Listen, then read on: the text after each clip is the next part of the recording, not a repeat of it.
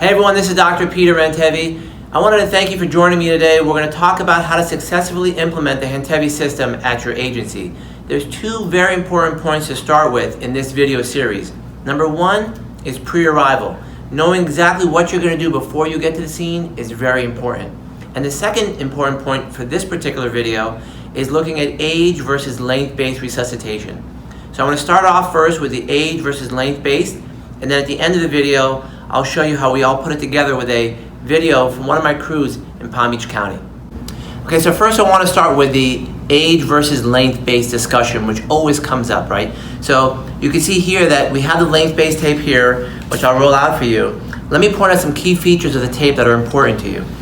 Obviously, we'll start here at the red. That's where you put the child's head. But notice that when you get down to the actual further part of the tape, you have ages here with the same colors as the Broslow tape, but now you have ages. There's no medical dosing on here. So you'll have this only as a backup. And that's important that you use age first and length secondarily, and I'll show you the data here in this upcoming PowerPoint. So here we are. As soon as you get the EMS dispatching you at the station, there's several things you should immediately know. Number one is the child's age, because that's going to help you prepare prior to arrival. And then en route, for those 6 to 8 minutes as you're traveling to the scene, we're going to do that pre-arrival preparation, which we've alluded to, and you'll watch the video here in a minute. Now, if you get to the scene and you're unable to know the child's age, then you should use a length-based tape. And so what I wanted to do next is describe to you when exactly do you have to use the length-based tape. This comes up quite frequently, and I think it's very important. So it's very important that if the patient is larger or smaller than the stated age, when I mean larger or smaller, I really mean really tall or much shorter. And I'll show you why it's not really the size of the child's width that's important. It's really their height. And that's number one. The second time you would use the length-based tape is if you do not know the age, right? You're coming up on the scene and they're just kind of handing you a child. And number three is if you feel unsure. In every other situation, if you have the child's age, then you should start with that en route to the scene, prepare before you get there. So in that case, you'll actually know how much the child weighs, and therefore you'll know the epinephrine dose, you'll know the defibrillation dose, you'll know the airway sizing, and so forth. Now that we've said to use age first and length second, let's talk about some of the data that's out there. There's a study that was done back in 2014 in Loma Linda where Tim Young, who's a physician, pediatric emergency medicine physician, looked at age, as you see here in the bottom left, versus the Broslow tape. And you can see here that all those data points fit into this shaded area. This is called the Bland-Altman plot. Let me show you exactly what the data look like here at top. And you can see here that the finger counting, which was the age, compared to the length-based Broslow tape, although it looks like the age was better, in reality, from a statistical perspective, age and length were statistically equivalent. And that's very important because it's the same exact mechanism we use here, age, and we're comparing it also to length. But to verify that that was true, we actually repeated that data using a NHANES database, which is a federal government database. And you can see here that on the left-hand side, we used age to actually look at 2,600 different children, actual children, and then we compared that to finding out the weight using a length-based tape, the Broslow tape. And you can again see that those two images look exactly the same, and statistically they're equivalent. So it's important to know now that there's data. We've proven now that age and length can be used for children, and therefore we now believe that age should be used primarily prior to arrival on scene, and that's the secret. Knowing the age before you get there helps you prepare for this child while you get to the scene. So now that we've covered kind of the age and length, the next question that comes up often is obese children. And so I want to bring up the question, should you use ideal or actual body weight for medication dosing? And should a child's weight be used to determine equipment?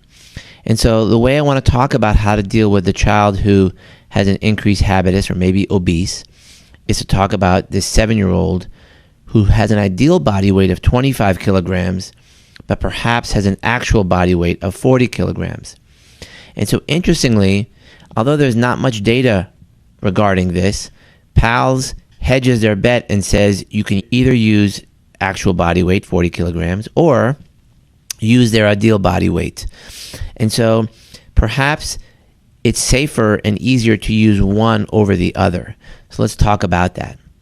And so it turns out that the medications that we administer to children, it depends on where they go after we put them through the vein, right? And so if you look at the body composition here, on the left-hand side, you can see that there's fat, then there's the bones, which are the solids, and then there's a total body water. And so the medications mainly go into that total body water compartment. And so it turns out that even though a child may be heavier because he's fatter, that additional fat doesn't see that additional medication. And so it's probably ideal to treat these children best with their ideal body weight. Even though if you use actual body weight, which again PAL says you could do, is safe as well. Now the problem with using the child's actual body weight, and where a lot of people mess this up, is that they use a child's actual body weight for equipment sizing. We would recommend that using age or the length, which gives you ideal body weight, will give you the most accurate equipment sizing. And so just to finalize the point here, is that if you walk into the home and the mother says that their child's 2, but they look like a giant, right, like Shaquille O'Neal kind of thing, then you should say, wait a minute, I'm not going to go by the age, let's go by the length. And if a parent gives you the child's actual body weight, I would still either use the age of the child or the length-based tape. You're always better by starting with age and then following it up with a length-based tape if you see that clinically something doesn't add up. And so now that you have that information, you're able to determine what dose you need for that child prior to arrival on scene. And here we have both examples of the tools that you have in front of you, right? So you have either the mobile application, which is on your Toughbook, it could be on your phone, on an iPad, and you can see there that we either start with age, or you can use the length, right? And the length-based tape there, you can see, will actually get you to the right color that you need. So you want to start with age first, length only if you need it, and then that information translate into the application or the book where all the information is listed for you. And so I wanted to stop there just as a very, very simple example of how you can start to treat kids like adults by knowing their age beforehand. Just like we know the age of the adult before we get there, it's important that the child's age helps you get to the scene, feel confident in what you're doing. And I want you to watch this pre-arrival video to see exactly how this information can be utilized in the field.